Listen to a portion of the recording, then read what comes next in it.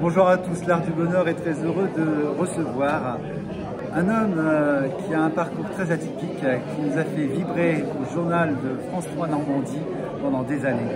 Il est de retour avec un livre magnifique, mais c'est aussi peut-être un roman, peut-être une histoire vraie, et oui, c'est une histoire de son vécu.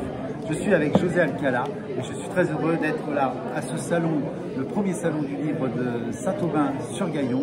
Alors José, merci d'être venu et d'être avec moi. Est-ce que je peux me permettre de te dire tu? Absolument. Je t'ai vu naître alors. Tu m'as vu naître? Ah oui. Oui. Alors, tu as un parcours vraiment atypique, tous ces souvenirs de France 3 en tant qu'animateur du journal, parce que tu nous as apporté quand même pas mal de... Les souvenirs. Souvenirs, oui. J'étais pas animateur, j'étais journaliste. Tout à fait. Journaliste dans le sens plein de termes. C'est-à-dire que le journaliste, c'est quoi? C'est quelqu'un qui va à l'extérieur recueillir des informations, qui va faire un reportage, qui va faire des interviews. Qui va sur le terrain? Qui va sur le terrain, évidemment, surtout sur le terrain. Et puis, bon, ensuite, on rentre à la maison, c'est-à-dire à la station. On fait le montage avec un monteur, on met en forme ce qu'on a fait dans la journée, et le commentaire, etc. Et le soir, bon, il est diffusé. Et puis, le même journaliste peut être appelé aussi à présenter le journal télévisé, c'est-à-dire la présentation du journal le soir. Mesdames, Messieurs, bonsoir. Bon, et ça, c'est le lot de chaque journaliste qui travaille sur une chaîne de télévision, qu'elle soit locale, régionale ou nationale. Alors, c'est vrai qu'au niveau national, les présentateurs sont à demeure à la présentation, avec des remplaçants pour le week-end ou pour les vacances. C'était le cas d'ailleurs en Normandie dans les années 80-90, où j'étais un présentateur à plein temps, si on peut dire, et j'étais remplacé par un autre collègue ou une collègue le samedi et dimanche. Et là, c'est vrai que je l'ai présenté quotidiennement, au moins 9 mois sur 12, quotidiennement, durant 9 ans. Voilà. Et ça, c'était un choix personnel. On m'avait demandé si je voulais le faire, j'avais dit oui. Mais sinon, je suis aussi surtout journaliste de terrain. De terrain. Quel est le meilleur souvenir que tu as eu de présenter ce journal? Une actualité très dure à annoncer aussi aux Français et à la Normandie. En principe, présenter le journal, c'est à la fois stressant, ça peut être stressant, c'était mon cas, ça peut être surprenant, parce qu'on a des surprises, surtout quand on bafouille en direct. Alors après, vous êtes abonné au bêtisier. Oui, c'est ce que j'allais dire. Mais ça, c'est anecdotique. Non, on peut avoir été accroché par une présentation, par un journal, de temps en temps, de par les personnages ou le personnage invité. Alors moi, c'est simple.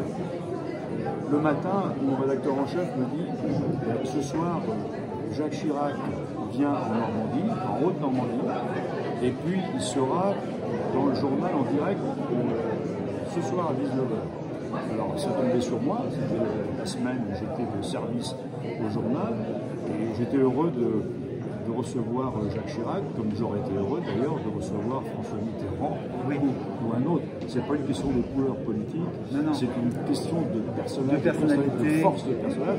Et à la fois, j'ai trouvé Jacques Chirac sympathique, je me suis dit ça va être un gâteau, ça va être simple, je connais les questions que je vais lui poser. Je vais d'abord lui demander ce qu'il va faire en Normandie, en Haute-Normandie, et puis ensuite on va parler un petit peu de politique, de candidature, etc., etc. Et puis en fait, quand il était invité, c'est-à-dire qu'il m'a accompagné tout au long du journal, parce que l'interview de Jacques Chirac avait lieu en fin de journal, dans les 3 dernières minutes. C'est ce qui se passe à la date d'aujourd'hui aussi sur TF1, souvent ils annoncent un petit peu le journal en disant vous aurez l'interview de... C'est selon, des fois ça peut être en début de journal, des fois ça peut être... Ça dépend de l'importance aussi. Et des fois c'est l'importance du journal. Il se fait, qui était en tournée électorale, donc c'est important pour eux, oui. C'est moyennement important pour les téléspectateurs. Je dis tiens, un politique de plus qui vient faire. Jacques Chirac, c'était quand même Jacques Chirac, et puis il était prévu pour la fin du journal. Et je le voyais, je regarde la caméra évidemment, mais on voit la personne qui se trouve sur votre droite, sur votre gauche, peu importe, on voit qu'il vous regarde, qui vous suit des yeux et de l'oreille. Et ça m'avait mis d'un seul coup, ça m'avait mis un peu mal à l'aise. Pas mal à l'aise, mais un peu stressé. Et patatras, ça n'a pas raté.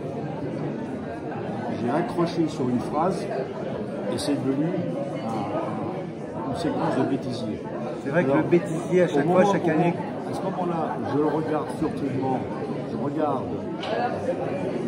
je fixe le regard lui-même de Jacques Chirac et je voyais qu'il avait un petit sourire, mais un petit sourire sympathique. Le moment arrive de l'interview et là j'avais le cœur qui battait à 120 ou 130. Et j'ai essayé de ne pas le montrer. Et puis, en fin de compte, 3 minutes, c'est à la fois long, mais c'est aussi très rapide. Oui. Et c'est passé comme une lettre à la poste. Les 3 minutes passées avec lui, et l'impression que ça a duré que 30 secondes. Donc voilà. Mais il m'avait impressionné quand même, parce qu'il était impressionnant. Ah, il était très impressionnant parce que José, je peux me permettre, puisque ayant fait l'armée, et j'ai fait l'armée à l'Élysée. Donc je vois ce que tu veux dire, parce que moi c'était l'époque de Mitterrand, la fin de Mitterrand, début Chirac. Donc c'était un homme, même Mitterrand, sans parler de politique, c'est des hommes vraiment intéressants et très impressionnants. C'est pas une question de grandeur, c'est juste la valeur de l'être humain. Et après ce départ de France 3 Normandie, tu es passé sur autre chose, tu as créé une chaîne. D'abord, quand je suis parti de la télévision, d'abord, je suis parti de la Haute-Normandie en 1994, pour aller dans d'autres régions de France, parce que j'avais été nommé rédacteur en chef de stations locales. Donc, on ne pouvait pas être promu sur place, et ce fait, j'ai dû déménager, aller en Pays de la Loire, ensuite Midi-Pyrénées, dans le Nord, et puis le Tour pour la dernière. Après, je suis revenu en Normandie, et puis je me suis dit, reprendre du service dans la région où j'étais avant, c'est pas génial, on ne revient pas sur les lieux du crime. Oui, et puis il y a peut-être une évolution du journal. Et puis, donc, on voulait me renvoyer autre part, dire, bah, écoutez, et puis j'en ai eu assez, ça faisait 36 ans au total. Alors j'ai dit, écoutez, je voudrais bien partir. Ah bon, bah écoutez, si vous voulez partir, vous partez. Il dit, mais attendez, je veux partir avec certaines conditions. En fait, la réalité, c'est que je voulais négocier mon départ. Ça a demandé 3 mois, et puis au bout de 3 mois, la direction a dit, bon, bah, on va s'accorder sur les modalités de départ, et puis j'ai été indemnisé, parce que c'est ce que je recherchais.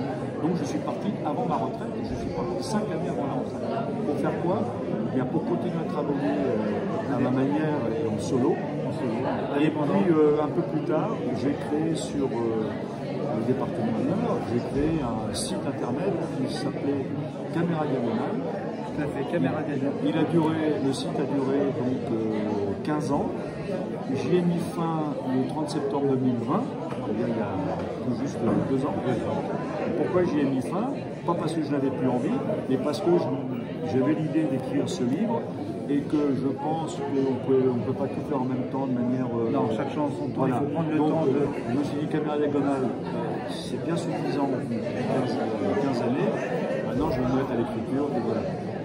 Mais qu'est-ce qui c'est pas du tout avec le coup du Covid, c'est vraiment 15 années, passer à autre chose, c'est 15 années, avoir d'autres rêves et d'autres projets. 15 années, c'est-à-dire du 30 septembre 2005 au 30 septembre 2020. Et donc le but c'était, ton projet, c'était d'écrire un livre et d'en faire d'autres, parce que je pense que tu as d'autres projets. Bah, le deuxième est bien parti. Et donc là, José, le retour justement en Antequera. Antequera, c'est l'histoire en fait en 1944. C'est douloureux à la fois. Non, c'est-à-dire que Retour à Antequera, c'est un roman. Oui, mais c'est très douloureux à la fois. C'est un roman, c'est-à-dire c'est inventé, l'histoire est inventée, mais la différence c'est que c'est une maman qui fuit quand même. C'est sur fond de vérité. Voilà. La vérité c'est quoi? La vérité c'est le régime franquiste qui, à l'issue de la guerre civile, c'est-à-dire à partir de 39-40, oui, et jusqu'à jusqu'au milieu des années 85, le régime franquiste avait mis au point une stratégie à l'échelon national qui consistait à voler des nouveau-nés à leur mère pour les confier à des, des familles franquistes, parce qu'on volait ces enfants à des familles républicaines, c'est-à-dire où le père de l'enfant avait été un combattant républicain et la mère, de ce fait, républicaine également. Donc, parce que le général Franco avait à ses côtés, c'était un de ses bras droits, avait un médecin militaire, qui était colonel, et qui avait estimé, qui avait déterminé et décidé que le fait d'être républicain, autrement dit de gauche, communiste, socialiste, y compris marxiste, eh bien, c'était une anomalie de la nature, c'était un gène, un mauvais gène, qu'il fallait extirper les enfants, qu'il fallait extirper ces gènes, les enfants, donc en les confiant à des familles franquistes, ils auraient eu une autre éducation, ils n'auraient pas été de gauche et de républicain.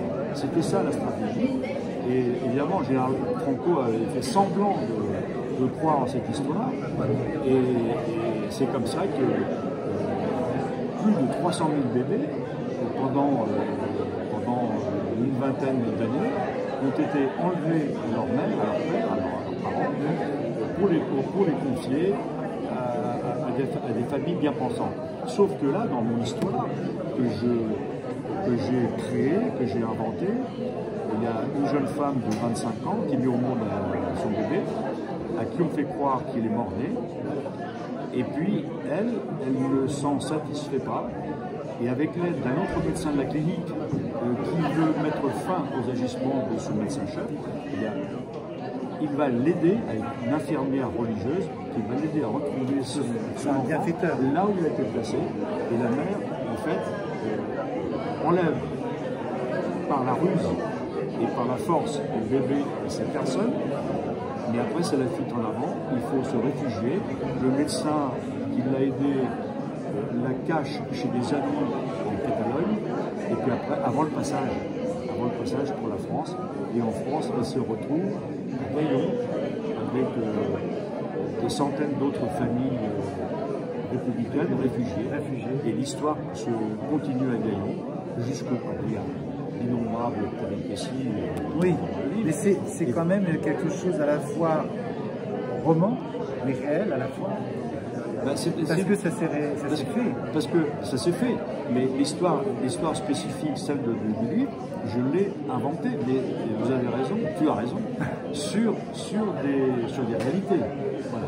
Parce que, comment dire, cette maman qui fuit à la fois, qui a accueilli à Gaillon, heureusement aussi, parce qu'aujourd'hui, il y avait ces personnes à l'époque qui accueillaient les étrangers, tout à fait, parce que c'était pas évident. Non, toi, tu es d'origine en fait, parce que... Oui, je suis de là-bas, oui. Tu es de là-bas, donc tu as pu vivre aussi ces choses, non? Non, moi, j'ai pas vécu, parce que moi, je suis né après. Non, mais avec la transmission des parents, des gens qui ont pu vivre, non, mais je comprenais, parce que tu étais de là-bas. J'ai eu de la famille, parce que ce sont des oncles, des tantes, qui aujourd'hui ne sont plus de ce monde, parce qu'il y a deux générations d'écart. Donc, mais quand j'étais jeune, quand j'étais la vingtaine d'années, ils étaient encore là, ils m'ont expliqué, parce qu'ils l'ont vu, eux, de leurs yeux vus, c'est-à-dire qu'ils ont été témoins de ce qui se passait autour d'eux, et me l'ont raconté. C'est à partir de ce récit, de ces récits, il y a plusieurs personnes, dont également des amis de cette famille, de ma famille. À la suite de ça, j'ai fait des recherches, et effectivement, j'ai trouvé des témoignages extraordinaires dans le mauvais sens.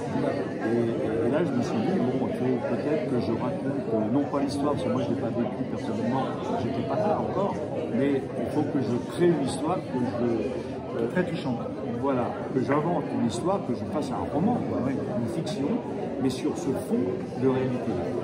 Mais il y a quand même des heures sombres quand on parle de l'histoire de Christina décidera de rentrer, en fait. Oui, elle est quand même repartie, en fait. Oui, alors lorsqu'elle est en France, alors 15 ans après, pour des raisons que je ne vais pas évoquer là, parce qu'il faut les découvrir lire dans le livre. Voilà. Je ne peux pas dévoiler. Non. Christina, on revient toujours à ses finit sources, en fait, par s'en retourner de là où elle venait, c'est-à-dire de Antequera, la ville andalouse qui est à 50 km de Malaga. Parce que Antequera était un haut lieu de ces crimes, entre guillemets, du régime franquiste. C'est dans cette clinique où il y avait en permanence des bébés qui étaient volés à la naissance. Voilà. Et donc, comme elle est de là-bas, elle est de l'Antequera, elle s'en retourne à Antequera. Il y a une raison à cela, et cette raison-là, je ne vais pas la dire maintenant.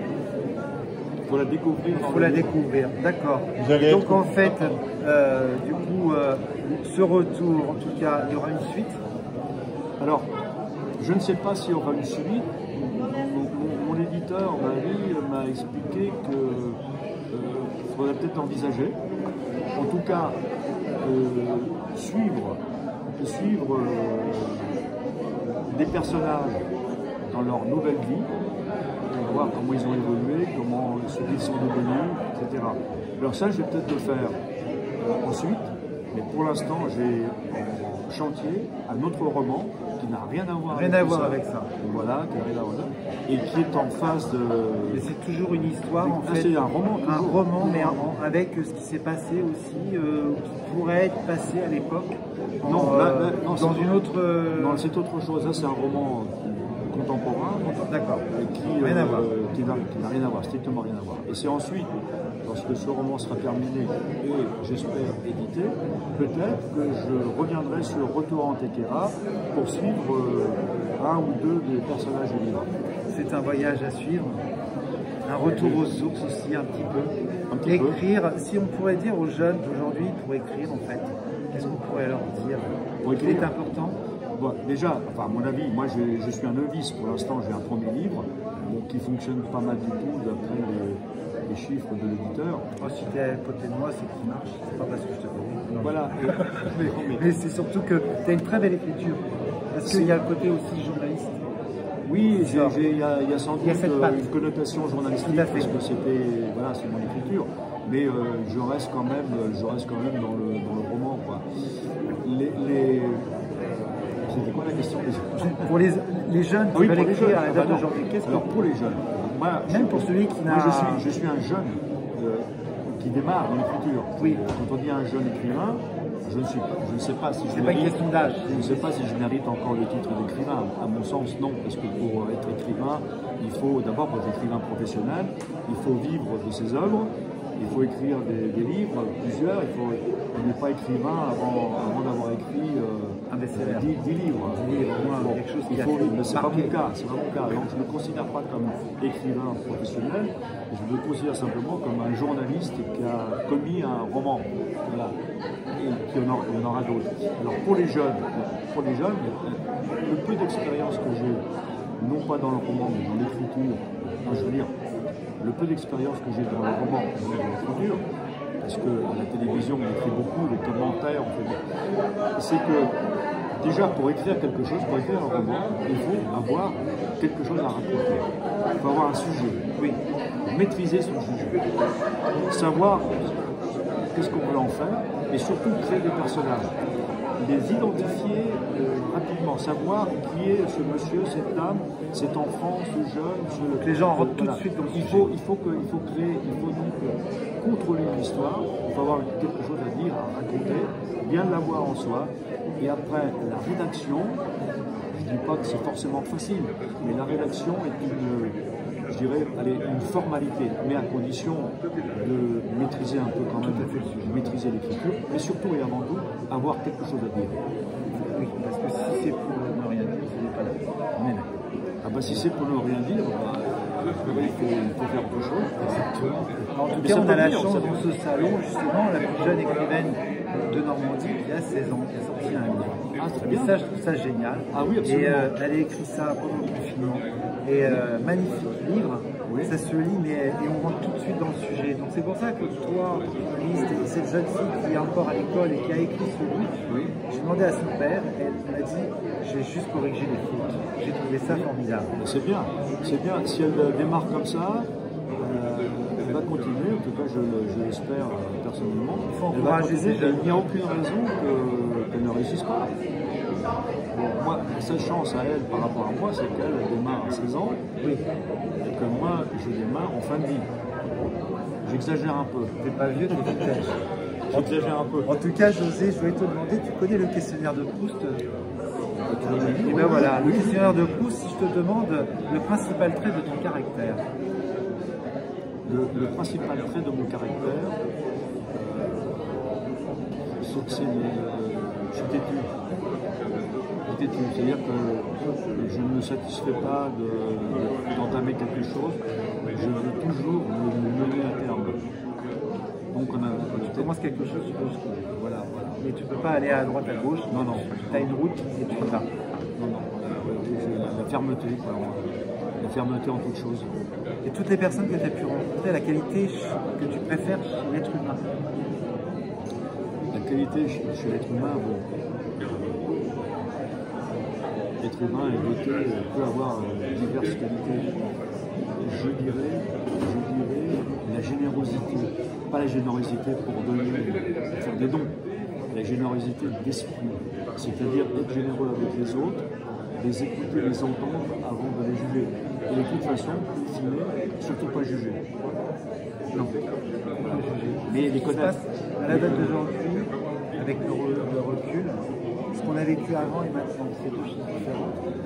On est dans quoi à la date d'aujourd'hui dans ce nouveau monde? On est dans quoi aujourd'hui dans ce nouveau monde pour toi? Il est difficile de porter des valeurs, de porter un jugement en tout cas sur ce nouveau monde. Moi je crois que ce n'est pas le nouveau monde, c'est le monde qui continue d'évoluer, de se perpétuer. Alors qu'il y ait des dérives par moments où ça peut tourner mal, il faut surtout s'en préoccuper et tout faire pour se remettre sur le bon chemin, ne pas hésiter à donner un bon coup de volant pour ne pas aller dans le décor.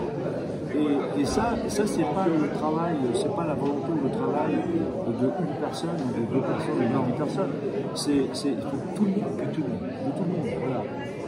Mais c'est pas que la France. C'est pas le nouveau monde, c'est le monde qui continue, tant bien que mal. À la fois éternel recommencement pour certaines choses. Oui, bien sûr. On n'a rien inventé. Bien sûr. On réinvente, on améliore, Voilà. et on reprend ce que nos ancêtres nous ont appris, transmis. Oui, les ancêtres, et pas forcément les ancêtres, beaucoup de personnes, beaucoup de contemporains qu'on n'écoute pas assez et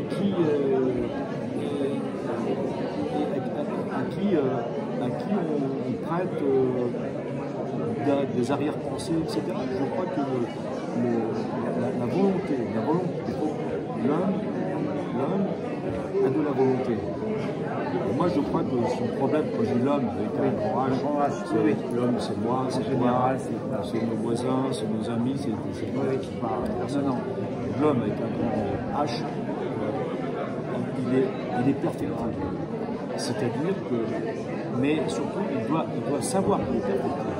C'est-à-dire que personne ne peut dire aujourd'hui, moi, ça y est, j'ai tout fait, j'ai tout compris, donc j'en reste là, puis je vais apprendre aux autres. Donc on apprend tous les jours. On apprend tous les jours, on en apprend tous les jours, et on est perfectible. C'est-à-dire que perfectible, ça veut dire que chaque jour qui passe, on peut s'améliorer. Ouais. Et même quand on s'en va, on peut s'améliorer. Il faut s'améliorer comment? Eh bien, en ayant un autre regard sur les autres, pas toujours un regard négatif. Même quelqu'un qui nous semble négatif, il faut chercher à savoir pourquoi il est négatif, essayer de voir avec lui la meilleure façon non pas de faire la morale, hein, surtout pas, mais de comprendre ensemble ce qui serait bien pour être quelqu'un de bien, quoi, tout simplement. Quelqu'un de bien, comme dirait une chanson. Et certains auteurs, et justement, l'auteur favori. Mon auteur favori contemporain? Oui. Alors, je vais faire bondir les gens qui regardent, qui nous écoutent. Là. Si c'est un auteur contemporain, je dirais Michel Houellebecq. j'ai tout lu de Houellebecq, je parle des romans, Oui. et 7 romans maintenant, j'ai tout lu de Houellebecq, tout ne m'a pas emballé foncièrement et à 100%, mais globalement, je trouve que actuellement c'est, sinon le meilleur, l'un des meilleurs romanciers français actuels. Mais je sais que je ne vais pas me faire des amis en disant ça. Tu as le droit d'aimer qui tu veux. Oui, bien sûr, bien sûr. Non, mais bien sûr. Mais Houellebecq, oui, c'est vrai qu'il a une écriture très contemporaine. Alors c'est un peu spécial. Quand je dis c'est spécial, c'est pas obligatoirement un télo. Non, parce que son écriture et ses récits sont tous sauf un télo. Ça veut pas dire qu'ils ne sont pas intelligents, ces récits. Mais c'est spontané. J'aime beaucoup son écriture et j'aime suffisamment bien les récits qu'il en a fait. 7 romans, allez, je dirais que... 7 romans, mais très direct. Il y en a 2 que j'ai adorés, 3 autres que j'ai bien aimés, et les autres, je dis, bon, bah, je suis moins favorable, mais c'est pas grave, ça fait partie du lot.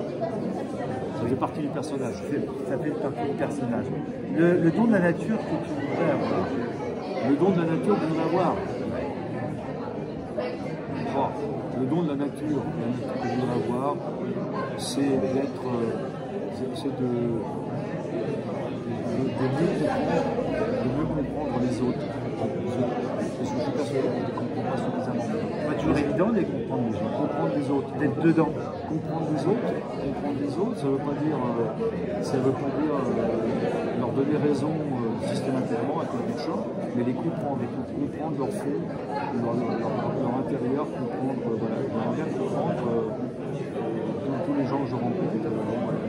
Et ça, c'est... Et ta devise? Ma devise, alors je vais en créer une, je ne sais pas si elle existe en réalité.